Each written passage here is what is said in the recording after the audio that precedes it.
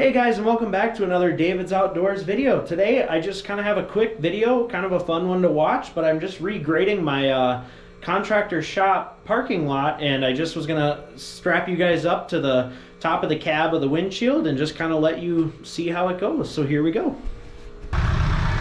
So this here, I know it's probably kind of loud to hear with the tractor running, but this here is basically the area that we're regrading, and we're just using the front end loader right now.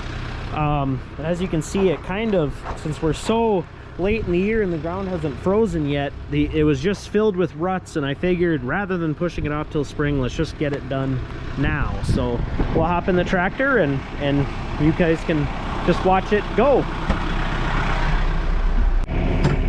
So we just got back to the shop here after hooking up getting that little screw thing back from my house, and so we're gonna kind of grade some of this out. And as I was saying, we're gonna have to just do a little bit tonight and then get back into it tomorrow when you guys have some daylight so you can actually see what's happening. But basically everything that we're doing here right now is gonna be with the front end loader. I haven't bit the bullet yet to buy a rear blade, a box blade, or a land plane. I was hoping to hold out till next spring so I don't necessarily have to sink the money this year, but we may end up just getting one anyway and making some good content, because if the ground's still not going to freeze, it's December 11th today and the ground's not frozen, and so why not get as much work done as possible? And obviously if it's able, if we're able to, I may as well make some money and do some smaller jobs like this. I can get the farm all graded out yet this year, get that road done, get the rest of this parking lot done. So I may end up biting the bullet and buying a box blade here in the next couple days, potentially even as soon as tomorrow. The front end loader is great for this type of stuff, but I've still only got about 200 hours of experience right now between the two tractors, and both being my first, so I'm still learning the kind of ins and outs and the ways of using the front end loader to the maximum ability that it can be used at. So what I basically did is I didn't record all of it, but I started out and kind of put a real thick angle on my bucket, and I went both ways, kind of like a checkers or a chessboard. I started out, I'll show you kind of the bucket. I was running it, pretty heavy angle similar to this, and I went, just kind of dug up those top couple inches, went both north, south, and east, west with it. Now I'm just trying to go a little slower, just putting the bucket in float as I back drag, and just kind of working up what has already been worked up, and trying to use that to fill some of those holes in the ruts that were here before I hit it. So again, I wish I took a before and after, but I didn't. So I've already done a lot of the work now. But just to have some updates on my tractors, I ended up getting my rear accumulator installed on this 4052R up at RDO Equipment in Aberdeen. And so now that when I drive around with this about 1,200 pound Norman on the back, it's actually doable. It's pretty amazing when I turn on my front loader suspension, and that accumulator is always on, and what I notice is that it's almost more comfortable ride going down the road than even my 3/4 ton Ram. So I'm gotta say that I'm pretty impressed with that accumulator. For only about $1,200 to take out all that bouncing and have its own suspension system on my 3-point attachments is pretty amazing. I'm a little curious to see how it'll do with, say a box blade or stuff like that, where, they're maybe not as heavy or not driving them around town per se, but when you are doing more ground engaging work, my only worry is that things might end up kind of coming up and maybe taking some of that weight off of the ground, which you know, when you're doing ground engaging stuff, you want as much weight into the implement as you can get, you know. So that's one thing that I'm a little bit worried about. And obviously, if I do get a box blade here for this project, you know, it might be something that I'll kind of test out even this year yet, and maybe change some plans. But yeah, so if you guys have any tips or tricks here for grading, please let me know. I'm always trying to get a little bit better with this front end loader. You know, I have a lot of experience running skid steers and stuff, but there's something about the pivot point being, you know, of that bucket being so much farther in front of that front axle rather than right under you, that it does take a little bit to learn and get good at. You know, I tried my 1025R, using it to dig patios and stuff, and that was kind of a tough process, you know. They're just not, you know, when you create that couple inch lip, sorry, just gotta focus here as I get kind of close to this pole of these wires. I'm trying to work some of this down a little bit here. This parking lot, they basically, the past people who have done snow removal on it over the past few years, all of the snow gets pushed, you know, straight ahead, what we're looking at now. And so there's a lot of built up gravel here that, you know, I don't know if this year I'll work all of it out, but, you know, at least for sure next spring, that's going to be a project that I'm going to have to work on, is kind of clearing out. I mean, as you can see, I'll back up, but you know, right there, you see how much higher it is over the curb, and along the posts and stuff, you can see where I've dug out, and there's still a lot left to go. So that's a project that my landlord has asked me to work on next year, and just kind of regrade this whole parking lot back to what it used to be, you know, when it was new. So that's part of the reason I'm looking to get a box blade, is this is something that I'm going to end up doing every year. It'd be nice to have an implement on the back that can, you know, a little better than a front end loader, I can guarantee that. But here we go, we'll pull out some of those strips there, kind of smooth a lot of this stuff out here.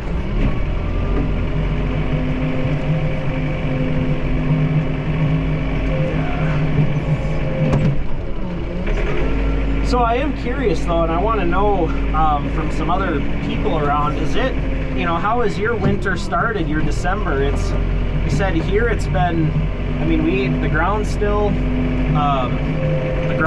thawed. We kind of, the top layer will freeze a little bit at night, and then it warms back up into the, you know, high 30s, low 40s, and you know, South Dakota temps this is just crazy for us here. We're usually used to those, you know, sub 20 temps even in December, and usually have a little bit of snow on the ground by this point.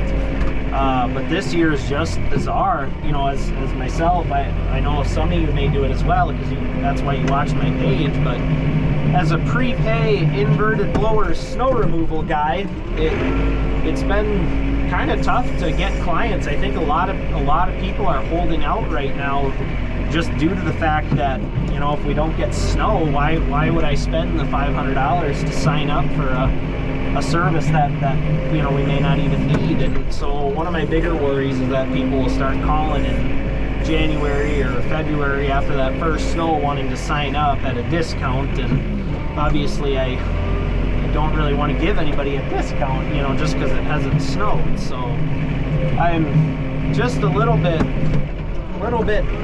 weary of what the rest of this winter is gonna bring. You know, I would say we're only at about half capacity, if not a little bit less, for where we want to be for the year. And you know, it being our first year as well, it's pretty hard to introduce a service that people can't even see in use. So yeah, it's just kind of tough. So I want to hear from some of you guys in your, you know, where you're from and how it's been going. Have you guys had your first, you know, snow that stuck? You know, I went out one single time here a couple weeks ago. I believe it was just short. It was a Saturday after Thanksgiving, you know, or Thanksgiving here, and we got a little less than half an inch, and I just decided to take take that as kind of a good practice test round, and I just wanted to use that as a way to see how this tractor model is going to go. And so it had a little bit of snow, but just over the couple days that followed that storm, everything melted anyway. So I'm just curious to see what stuff is looking like for you guys.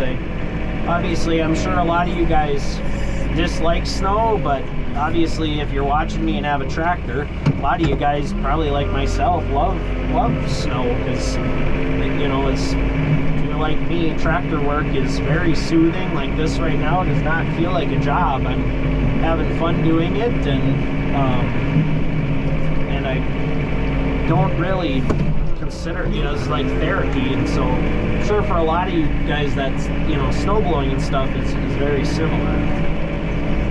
You enjoy getting out and doing it. Part of the reason we buy tractors is because we like using this stuff, and obviously if we can't use anything, it's kind of not fun. I'm lucky that the ground is kind of de-thawed a little bit, because as of a couple days ago, I wouldn't even be able to do this, as the top layer here was all frozen up. And so I'm glad it got a little bit warmer so that I can at least get into my tractor, have some seat time, and do something. If I can't blow snow, of course I've got the snowblower on the back right now, and everything's hooked up, and I don't even have a chance to use it. So kind of sucks, I'm not gonna lie. I'm wishing, obviously for me, if the less it snows in a typical year, the more I get paid, in a sense, as all my contracts are prepaid. But at the same time, I do enjoy moving some snow too, so I'm a little bit bummed. But yeah, please let me know what have you guys done? Is it, is the ground frozen? Are you still doing some of those fall projects that typically by now you're not able to do? Or if you guys put away all the box blades and whatnot, hooked up the snowblower instead, and have just been waiting for snow, please let me know. I'm curious. So yeah, so as it's obviously getting a little bit darker, it looks like you guys can still see quite a bit on the GoPro, so I'll keep going for a little bit. But also, I'm also curious to know, what do you guys recommend for doing this type of work? Driveway grading, parking lot grading of gravel and whatnot, which I'm sure a lot of you guys have done the same thing that I'm doing and just used a front end loader. But is, in the experiences you guys have had with it, do you guys prefer to use a rear blade, like kind of a 3-point grading blade? Do you prefer to use a box blade with the ripper shanks and stuff, or a land plane? And I'm curious, for doing some various dirt work and stuff, I'm looking at getting, and I've got a buddy who's told me to get the land plane. And I'm curious also if any of you guys have a land plane and you use it in any dirt. How does that work? Does it do a pretty good job? Like, say I go and till a yard, get it ready for seeding and stuff, and I take the land plane over it. Does it do a pretty good job kind of taking out those ruts and making everything smooth, or does it kind of get clogged up using dirt and you should only use it on gravel? If anyone here has any experience with it, I'd love to know, because I'm trying to figure out what my next attachment is going to be. I've got trading in my Frontier. I'm sure a lot of you guys have seen me from my Frontier review video, but I'm trading in my Frontier blower, and whatever I get from that, I'm gonna just basically pour that back in and use that extra trade-in value to purchase some more attachments. So curious to know what you guys use for attachments, and what's been your favorite or most useful attachment in your experiences. But specifically between the rear blade, box blade, and land plane, I'm really kind of curious on which people prefer. So please let me know.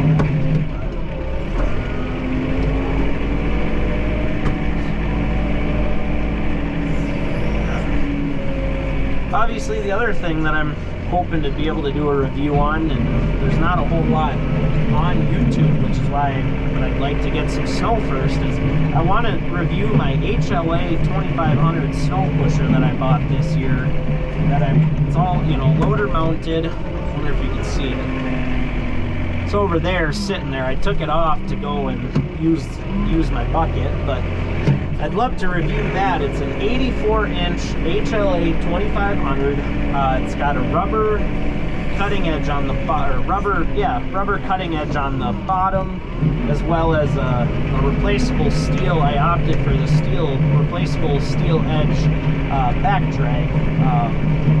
So as you know, the 2500 it doesn't have the full enclosed back drag edge, but it's pretty nice. Getting that 7-footer, the 84-inch rather than the 6-footer, I was a little bit worried, if my 4052 would have the power to pull it or push the snow. But in the little bit of snow that we got, again, I don't want to say that that's a very good test for it, since it wasn't even half an inch of snow, but it seems like that 8-foot really fit this tractor nicely. I was kind of able to get up close and use that side to scoot in closer to things, because it's, sticks out a couple inches on either side. But at the same time, with my rear loaded tires and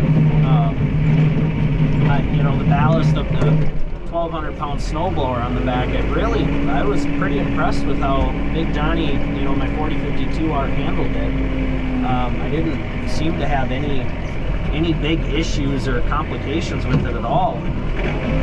So obviously I'm excited to test out a little bit more snow with it, just so I can compare. But at least for the current half-inch that it has been used on, I wouldn't go any smaller. So obviously when we get a foot or 8 inches or 6 inches of snow, we'll see how much power it really takes to move the thing. But in fact, I was actually moving snow in C range, the high range. It wasn't even quite in B. I didn't even have to get down to B at all. So I still have B and A, that my two, my medium and low range gears, if to test out if things get a little more full. So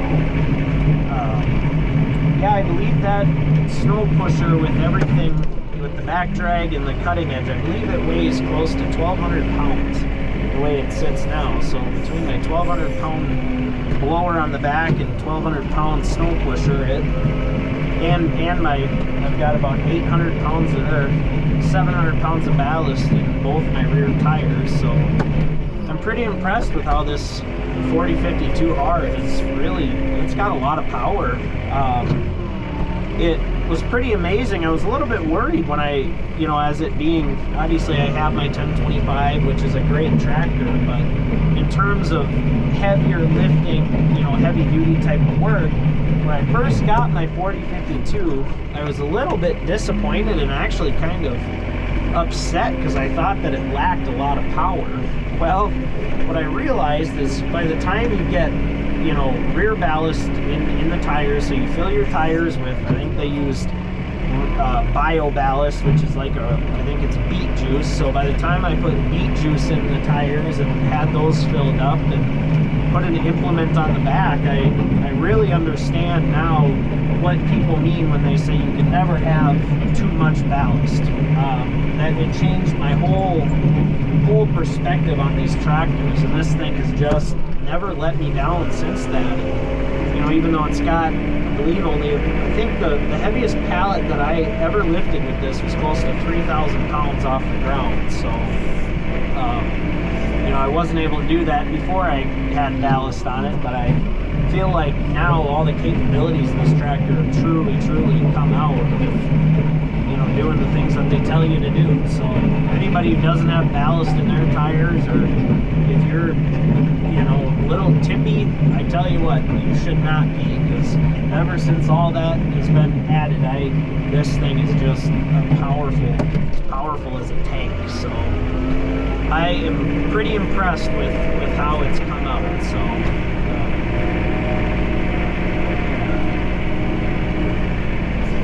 getting a little darker here, so I think we'll do maybe 1, maybe 2 more passes here for the night. And then I'm going to,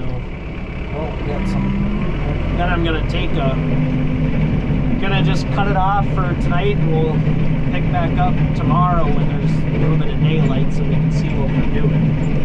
So we'll finish up. I think we'll get at least 1 more pass after this finished up, and then we'll call her quits for tonight, and I'll pick the camera back up tomorrow so you can see what we're doing. So I'll just be quiet this last pass and let you guys just kind of watch. Also, one other thing I'm curious about is, do you guys like me talking, or would you rather me just there's my wife. Do you guys like me talking in the videos, or would you rather me just kind of be quiet and you can listen to the loader work and the tractor work? Please let me know. I'm very new to all of this YouTube stuff, but I feel like it's kind of my place to be a kind of a YouTuber, because there's not a whole lot of, there's so much content when it comes to 1025, but not a whole lot with 4052Rs.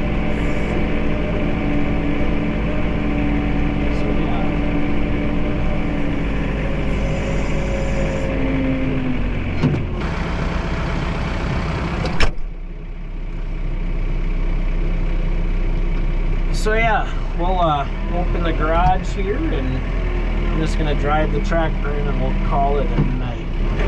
Now, I'm actually gonna back it in.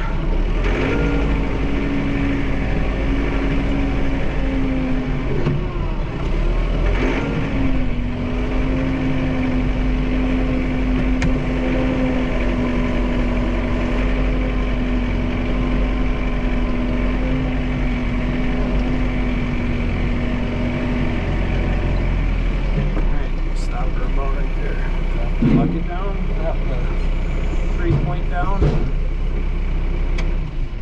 turn it off.